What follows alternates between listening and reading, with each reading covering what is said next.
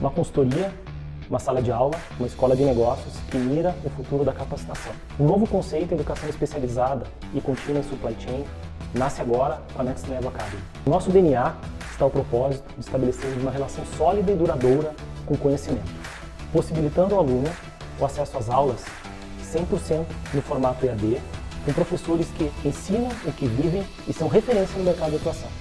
Através de uma trilha inédita pensada no perfil do comprador do futuro e o seu protagonismo nas organizações.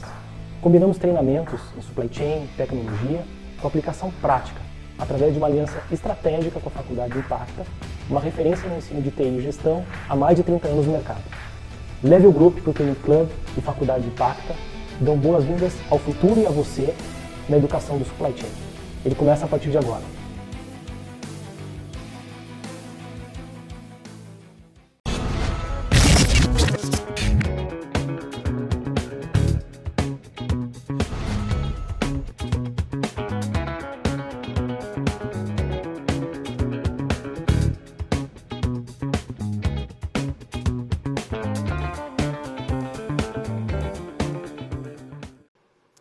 Olá a todos, o meu nome é Erika Riera e eu sou membro do Comitê Executivo do Procurement Club.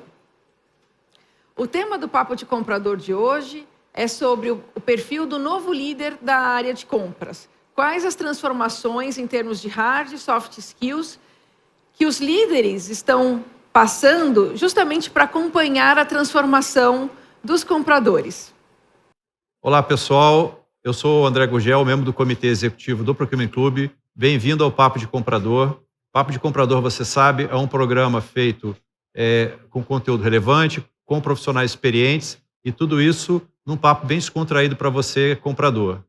E o Papo de Comprador, ele é patrocinado por Avipam, Viagens Corporativas e Eventos, Level, Soluções Especializadas em Procurement, pela Versani Sandrini e conta com o apoio da RC Online. Olá a todos, sejam bem-vindos à segunda parte do episódio de Papo de Comprador sobre o novo perfil dos líderes das áreas de compras. E dando continuidade, então, eu queria saber dos nossos convidados como eles entendem essa questão da gestão em tempo de trabalho remoto, que foi muito acelerada, né, principalmente pelas questões de pandemia e etc. Né? Já existia alguma coisa, dependendo da empresa, mas agora foi bem fortalecido esse processo. Como é que vocês entendem quais foram as mudanças, né, nas questões de gestão e no perfil do líder em relação à motivação e coesão das equipes, né, em trabalho remoto? Eu queria começar por você, Érica.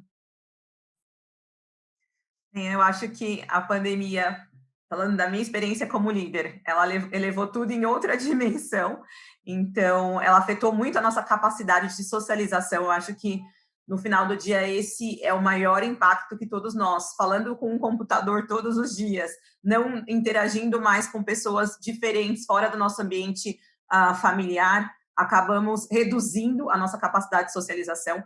E talvez, quando a gente voltar para o escritório, eu falo porque a minha empresa, a gente já está mais de um ano e meio, na verdade, quase um ano e meio trabalhando de casa. A gente só pretende voltar depois da vacina, então, provavelmente 2022. E por mais que a gente tente interagir super pelo computador, não é a mesma coisa do que você estar ao lado do seu colega, você fazer uma reunião de equipe na mesma sala. Mas antes de chegar nesse ponto, eu acho que a primeira preocupação que eu tive como líder foi saber se eles estavam realmente bem. Se as pessoas estavam bem como elas apareciam na câmera e como ajudá-las a quem não estava tão bem assim. Como eu poderia ajudar de alguma forma, né? Eu acho que antes de pensar nas metas, naquele momento a gente estava pensando na saúde mental, o quanto as pessoas estavam lidando com aquela situação de estar sozinho em casa ou em casa com a família ou com os filhos fora da escola ou qualquer outra intervenção que poderia estar acontecendo dentro de casa. O que eu tentei fazer como líder no começo, jogos online, happy hours depois do trabalho, happy hours no horário de trabalho, reuniões de descontração, que a gente tinha obrigação de falar temas que não tinham a ver com trabalho, podia ser Big Brother, a pauta de cada reunião.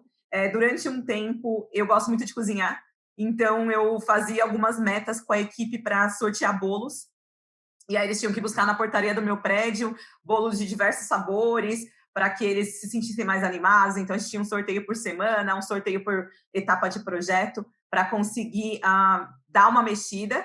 Depois de um ano, a gente meio que se adaptou à realidade, embora não esteja fácil para ninguém, né? Como alguns posts do Instagram dizem, ninguém está bem 100% depois de um ano, e dado a situação que a gente tem aí fora, que é a doença ainda se alastrando e pessoas sendo afetadas, famílias sendo afetadas.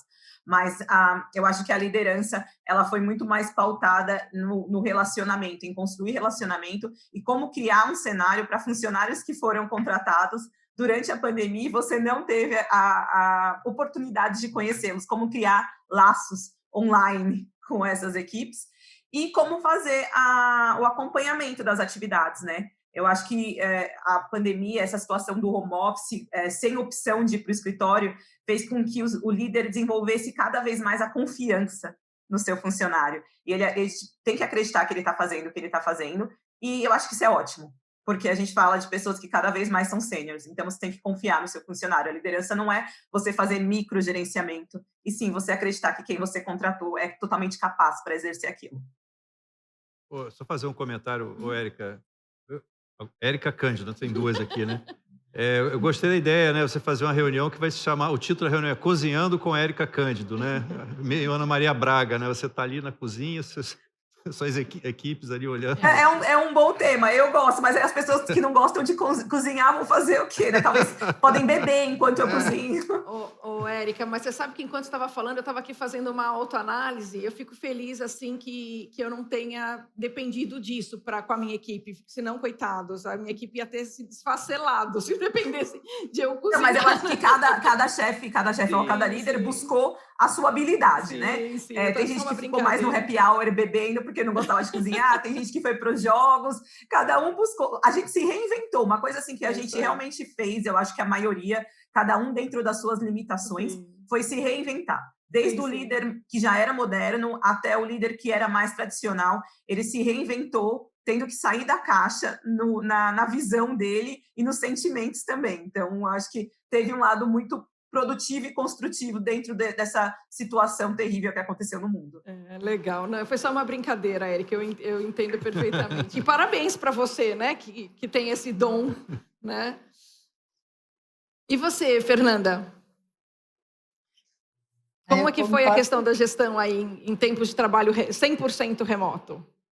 Então, o começo foi meio punk, assim, mas né, você ainda conhece onde eu trabalho, né? Então, assim, a intensidade foi absurdamente pesada, né? Então, e aí o meu cuidado com o time foi muitas coisas tirando a cozinha, muitas coisas muito parecidas com o que a Érica comentou aqui, né? Mas cozinhar e fazer bolo não é o caso, né?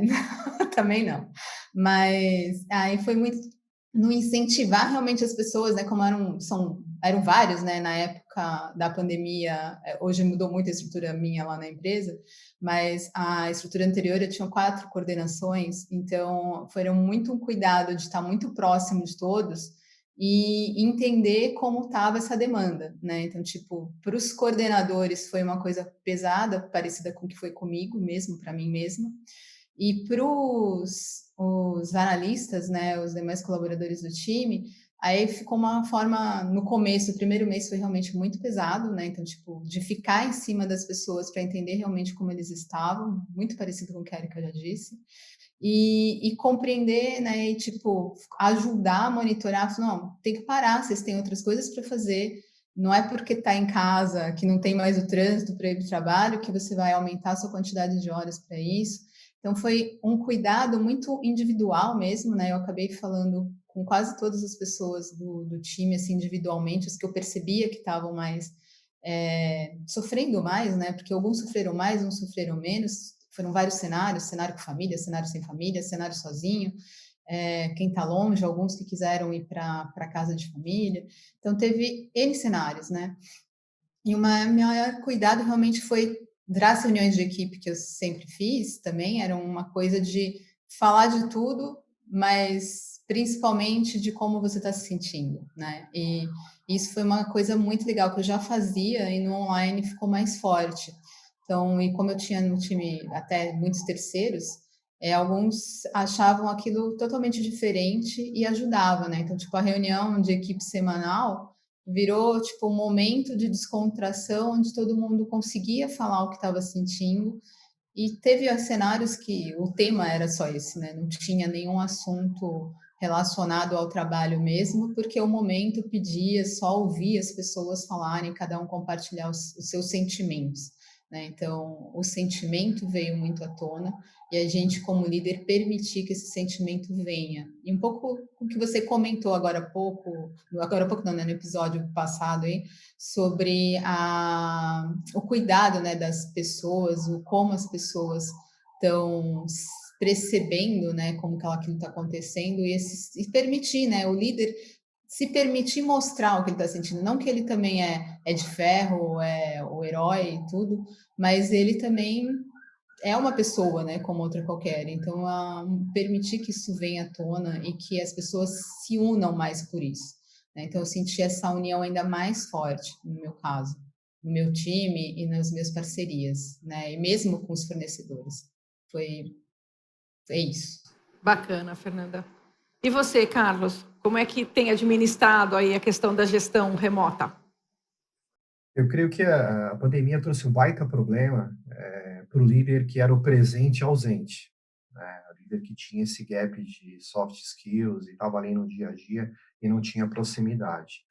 Para aquele líder que tem necessidade relacional, acho que a gente aqui tem um perfil parecido, né, de estar juntos, eu creio que a gente continua sendo presente, né? Eu sempre falo o seguinte, olha, eu sou ausente fisicamente, mas me mantenho presente. Isso fez com que nós pudéssemos fortalecer ainda mais, né, essa questão, essas habilidades, aí os soft skills, querer estar juntos. O que a gente fez aqui foi do júnior ali, do assistente da área, poxa, sei lá, na minha hierarquia eu tenho 2 gerentes comigo, supervisores, mas para mim foi muito natural saber como é que o júnior estava, falar com ele. Por quê? Porque esses recursos, né, de uma hora para outra tiveram que ficar em casa. Às vezes na casa não tinha nem como trabalhar. Alguns, e eu tive mais de 2 casos na minha equipe, tiveram que voltar para a casa dos pais porque os pais já eram de idade, né, não poderiam sair, todo aquele contexto do ápice da pandemia. Então, você, mais do que acompanhar o resultado, os resultados precisariam continuar acontecendo, a gente precisou se manter presente em meio ao ausente. E manter presente é tentar falar todos os dias. A gente estabeleceu uma agenda semanal, onde, e aí, como é que você está? Fala para mim, como eu posso te ajudar? A companhia teve uma iniciativa bacana, abriu um canal, né, canal de apoio ali à saúde mental, um canal de apoio também à educação financeira, porque muitos também, às vezes, o cônjuge, o parceiro ali, caiu num contexto de desemprego. Então, não foi adotar uma postura de terapeuta, cada um no seu lugar, mas se manter ainda mais presente, né? Então, para a gente aqui, a experiência que eu tive com o pessoal foi isso mesmo, pegando muita linha aí do que a Érica e do que a Fernanda comentaram, estar juntos, né? Eu também não ia conseguir fazer bolo, viu, Érica? Mas poderia ter bolado um churrasco aqui, porque eu gosto de churrasco. Os happy hours também com a liderança, dizendo, ó, estamos juntos, sabe? Aquela conversa meio técnico de futebol, ali de vestiário, ó, precisamos estar alinhados, nós precisamos estar fortes, vamos nos fortalecer, porque tem gente mais júnior na área que a gente precisa contribuir. Então, precisamos estender os nossos braços de acolhimento e fazer essa interface. Nós não vamos conseguir resolver os problemas financeiros, emocionais das pessoas, mas nós temos condições sim, de fazer com que eles cheguem até o recurso e a companhia está aberta para desenvolver, né? E aí, assim, os desafios de suprimentos que todo mundo teve, de achar álcool, de achar máscara, isso era, cara, acho que era o prioritário, mas o que era realmente mais importante do que isso, tinha sua prioridade, era cuidar das pessoas, e a gente tem mantido essa agenda até agora. Ali um bate-papo semanal para saber como é que tá. Às vezes, do nada, sem qualquer protocolo, eu vou lá e pergunto lá, entro no Teams e chamo, e como é que você está? Você está precisando de ajuda? Né? Então, é isso mesmo, acho que isso fez fortalecer ainda mais na gente essa questão de, para fechar, empatia. Né? A gente se colocar no lugar da outra pessoa que está lá, né? Ela talvez não teve o benefício de estar num ambiente de home office como a gente aqui tem, né? Um ambiente mais difícil. Eu tive recursos na minha equipe, tive que colocar no lugar, deixa eu te ajudar. Eu estava fazendo home office na cozinha, né? Na cozinha da casa da mãe, porque o filhinho precisou ficar lá porque não tinha escola. Então, todo esse contexto aí tem sido um desafio até agora, mas a gente tem conseguido manter. E aí, para fechar, é o seguinte, a gente falou, cara, tem boas notícias que eu posso dar? talvez aquele contexto de alguém que já estava ali para ter um mérito. É ambiente de crise, não dá. Cara, vamos fazer agora. As pessoas precisam de boas notícias. Notícias ruins a gente já tem. Todos os canais de notícias, você liga, só notícia ruim. Também foi uma iniciativa que a gente aproveitou.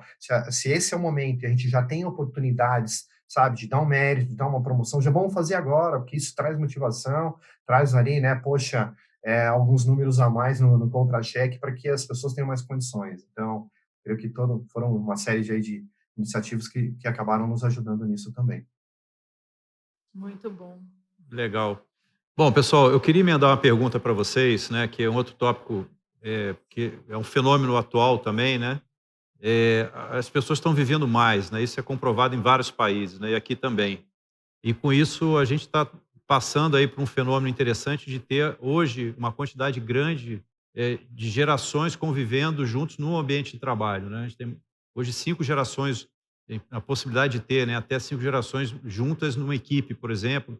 Como é gerenciar hoje uma equipe tão diversa, não só em relação a sexo, crenças e tal, dentro do conceito de diversidade, mas essa questão etária, né, de gerações tão distantes hoje, dentro de um único time. Como é que é esse desafio para o líder, né, de ter essa turma hoje dentro de uma equipe e liderar esse povo todo? Ampliou-se o conceito de diversidade, né? Porque Sem a dúvida. questão da idade agora também está sendo bastante marcante, né, André? Sem dúvida. Eu queria começar com você, Carlos, por favor. Ok. Assim, eu acredito muito nesse ambiente saudável multigeracional, né? Assim, na minha equipe hoje, somos um pouco mais de 20 pessoas, eu sou um camarada da geração X, tem um outro gestor que é X também, grande parte ali é Y, milênio, né? E aí, dentro do contexto, eu volto às mulheres aqui, 75% da minha equipe são mulheres, né? E algumas solteiras, tal, casadas, mães, etc.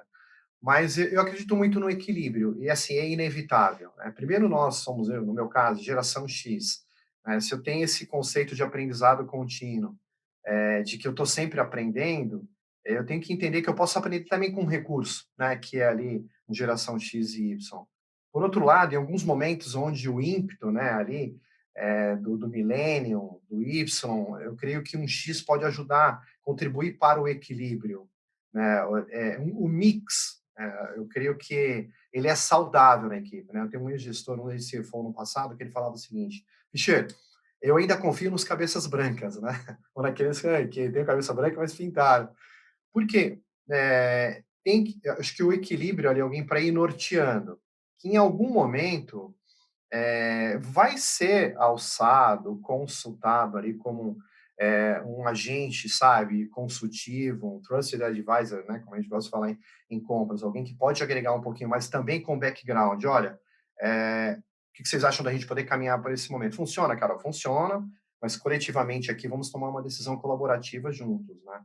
É inevitável, a gente vai ter esse cenário, sim, multigeracional. Para mim, ele é saudável. Para a gente, né, que talvez somos assim os mais sêniores na equipe, também é positivo porque nos provoca, nos alavanca, faz com que tenhamos que desenvolver outras habilidades também, né? Eu sempre falo que eu lido com uma geração milênio em casa, eu tenho uma filha de 25 anos, né? E ela é uma referência para mim ali de case dentro de casa para eu ter condições também de saber como lidar, como opinar, né, para a equipe.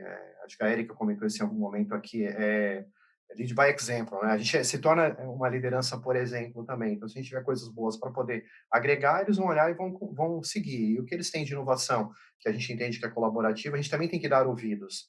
A gente também tem que tomar decisão conjunta, né, para não virar aquela questão de imposição, de coerção. Legal, Carlos. E você, Fernanda, como é que você vê essa questão de liderar pessoas aí de gerações tão distintas? Eu concordo também com tudo com o que o Carlos disse, né? Eu vejo isso tudo com uma forma bem positiva. Toda essa mistura, e no meu time também é bem misturado. A gente hoje está em 60, eu acho.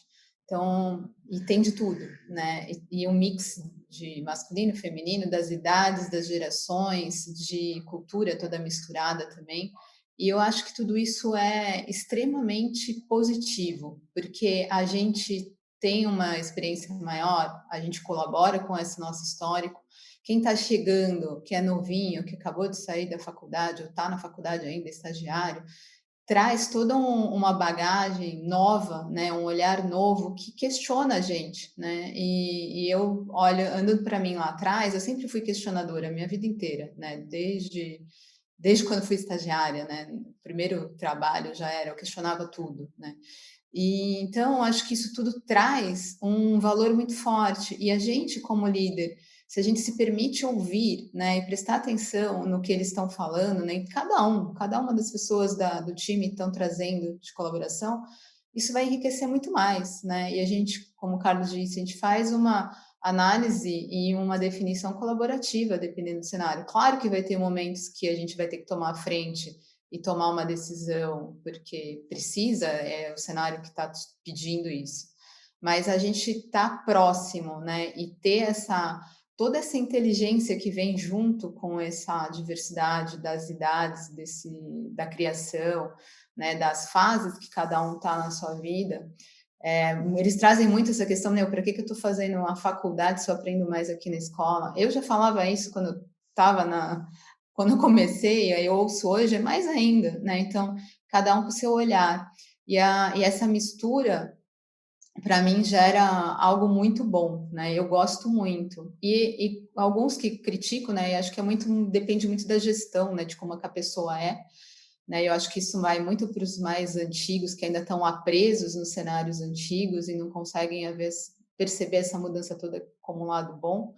Eles, às vezes, não se predispõem a ouvir uma ideia de uma pessoa que acabou de chegar, que é nova, que tem ideias novas, porque ele está lá bloqueado no cenário que ele sempre fez e acha que é o certo, né?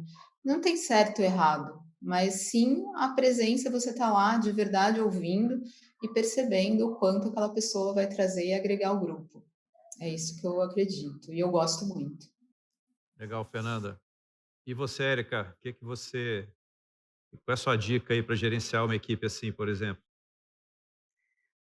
Eu acho que a gente está vivendo um marco muito legal e muito importante como profissionais, de ter várias gerações inseridas dentro de uma empresa, de um departamento.